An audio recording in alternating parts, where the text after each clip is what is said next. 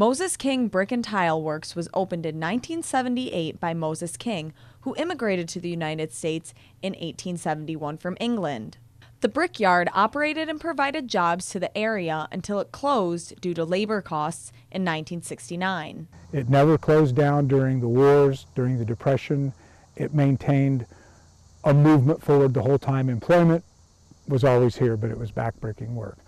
The brickyard shut down in 1969, mainly due to labor costs, because there was no mechanization yet. They were still pushing carts of bricks around.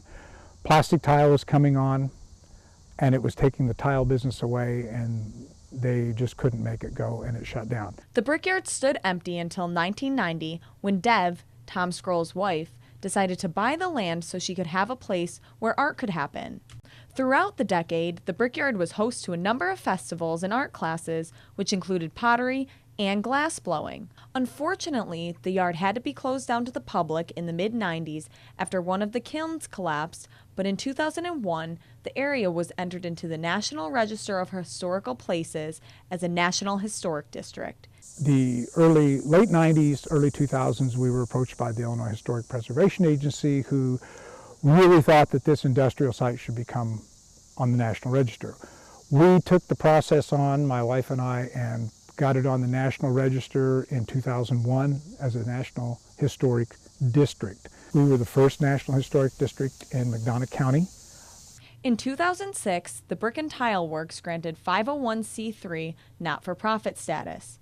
Tom says they may have the only standing beehive kiln left in Illinois.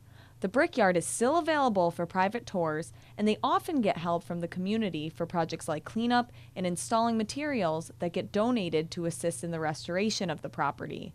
Tom says their ultimate goal is to be able to raise enough funds to be able to open it back up to the public so people can see the hidden treasures that's right in their backyards.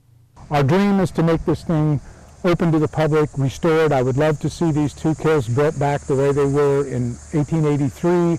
Repurpose these later kilns into places for meeting areas, for getaways, for just gatherings of people. Lauren Khalil, KHQA News, Colchester.